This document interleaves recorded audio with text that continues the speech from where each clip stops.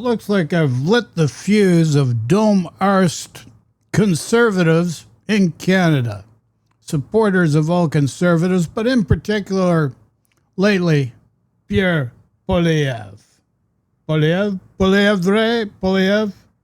Who the frig knows? So let's go to my other screen here. Now, yesterday, or was it the day before? I streamed Dominic LeBlanc after his Washington visit with Greer, Ambassador Greer of the States. Like, we got tariffs. Like, conservatives seem to be totally ignorant to the fact that we got a tariff war from the U.S. being placed upon every country in the world. You just don't get it. Denial. It's right there in front of you. Been there all along. But we'll discuss that further. Let's see what happened. Just hours after Canada-U.S. Trade Minister Dominic LeBlanc met with his U.S. counterpart in Washington, the Americans announced a new set of sweeping tariffs that are set to impact Canada, one of 60 countries the States is going after again. Our Mackenzie Gray joins us now from Ottawa to break down last night's announcement. So, Mac, take us through the new U.S. tariff proposal and what it would apply to here in Canada. It was about 5 or 6 hours after the meeting that Dominic LeBlanc had with U.S. Trade Representative Jamieson Greer. That's the guy who's in charge of the CUSMA renegotiations and all of really Donald Trump's trade policy. Of course, Trump makes a lot of the final decisions on these things, but Greer acts a lot of these things out. This had been an investigation that had been going on for a while into countries and what they do to make sure that forced labor products are not bought or sold into their countries. There were different kind of classifications. Canada was in a group. Yeah, it's just that the Supreme Court of the United States had to rule, even though it is bought off and paid for by the conservatives, federated, the Leo group of companies, and big money. That's why you have a 6-3 conservative majority in the United States Supreme Court, and they're corrupt. So the tariffs were challenged, and of course, in order not to show how corrupt they were, they had to say that these tariffs are not legal, they're not lawful, and that he should use Section 232 and a couple of other, and what I mean Trump should use Section 232 and other different laws to reignite the tariff war against the world. And this is where this guy's speaking about 232 and a couple others. That said that they had provisions to deal with forced labor, but were not effectively implementing them. Of course, that is related to the current USMCA, as Donald Trump likes to call it, the Canada-US-Mexico Free Trade Agreement, where there are provisions about forced labor. Because of that, the U.S. Trade Representative is proposing that there be a 10% tariff on Canada, but there are some key exceptions when you read into things a little bit deeper. First, it does not apply to CUSMA goods. That's about 85% of the goods that Canada sells to the U.S., so already that's a big swath of goods that could potentially be affected.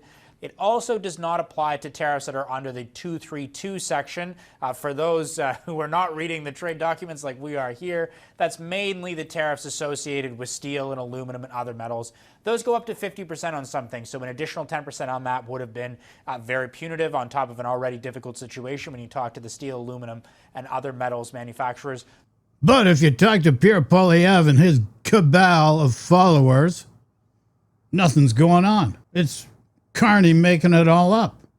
Like, come on, people. It's time you start waking up. Let's listen a little more about what this guy said. Like, I have no affiliation to any party. One of my best friends was a guy that was a business partner with Hal Jackman. They owned a company, Canada Trust. No, not Canada Trust. National Trust. Sold it to the Bank of Nova Scotia. Hal became lieutenant governor. But the point of this message was, my friend helped get Patrick Brown to become the Premier of Ontario. But because of a scandal, that didn't work out. And then we ended up with Doug Ford, which is another mistake, because conservatives have an inherent flaw in their ideology.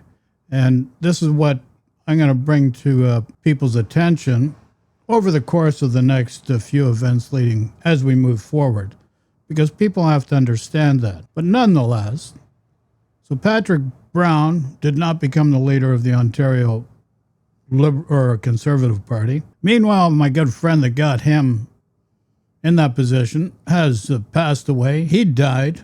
Don't live forever. Probably was one of the first few billionaires that was a billionaire before people knew about billionaires, but nonetheless, I digress.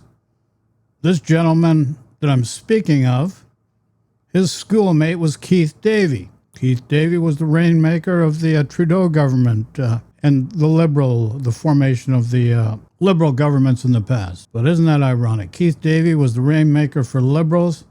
My friend was a supporter of Conservatives, a staunch Conservative. Even flew the St. George flag, just so you know. Let's get back to the story here. So what does it apply to? It's tough to say because it is a proposal at this point in time. These things can always change, but in a basic reading of it, it looks like it potentially could apply to things like softwood lumber that already has a number of countervailing duties and additional tariffs on it that are in the 50% ballpark. So that could move up to potentially 60% on softwood lumber. There's a number of other things like furniture, cars that are wholly made in Canada. Okay, so this guy's going to keep going on and on. I'm not going to keep harping on this. I don't want to make this a long video. But the fact of the matter is, the trade wars are not over. The United States is a major threat to the sovereignty of Canada. Alberta is a perfect example of how they've infiltrated a government. The separatists in Quebec are another story, which is unique to Lower Canada and Upper Canada, which we'll discuss in something further down the road. You know, everybody knows about Bytown, right? Obviously not. Nobody knows the history of anything. Otherwise, half the people wouldn't be buying into this crap. But nonetheless, I'm not going to digress much further. You want the truth? I'll give you a different truth. But anyway, my point now is here. I'm going to bring it over to you. Bring it over to you. Holy crap. Holy crap, holy. Where'd it go? Come on. Mr. Screen. Mr. Screen's not, there we go. Okay, let's go to this here. And what am I going to bring up? Okay, Smoot-Hawley. This is the Tariff Act. This is what's motivating Donald Trump. Now, you could say that this is the last vestige of gasp of breath of a dying movement in the United States where big corporations, big money have manipulated the people. This is why we have a Donald Trump in power. Now you could say that a guy like Tesla, which was a very innovative creator, inventor, electrical engineer, was on to free energy a long time ago for people, but somehow that got suppressed. And the Industrial Revolution was a remake of the system so it could be monetized to make money for the few that need to make money and to control the people. So here you go. Have I digressed? Just putting a different perspective out there. Take it as you may. Okay, so Smoot-Hawley Act, that's the Herbert Hoover. Exact same thing, same MO, modus operandi of Donald J. Trump. Now, what you don't realize, these tariffs were bad. The economic consequences of these tariffs. Retaliation, foreign countries, global trade collapse. Same thing you're seeing now. Strait of Hormuz. You haven't seen the effects of what's happened with the Strait of Hormuz, how it's going to affect energy, create an energy crisis and a food crisis, and the Depression impact. It did not cause the Great Depression. The retaliatory trade wars severely exasperated the worldwide economic downturn, so it caused the Depression to affect people longer than it needed to. So we ended up with a course correction, and that was under Franklin D. Roosevelt. So there you go.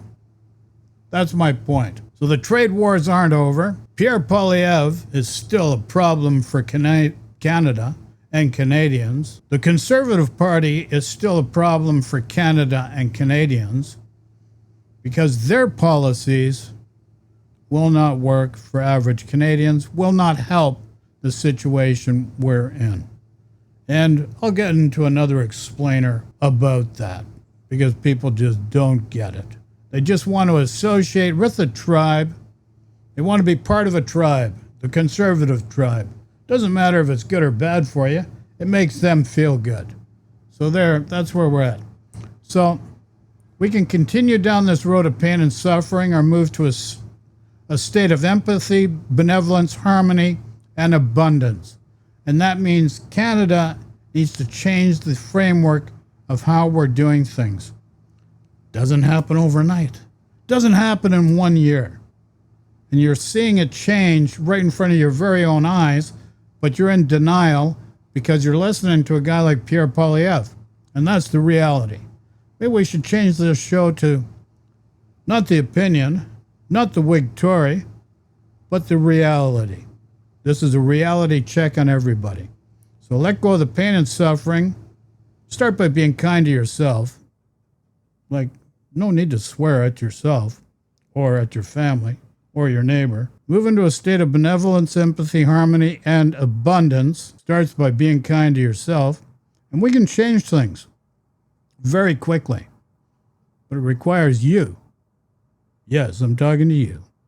To make that change. Nobody can do it for you. So love and peace to everyone. Take care. Questions, comments? Throw in the comments section. And I'll do my best to maybe respond, maybe not. We'll see how I feel. Love and peace to you all.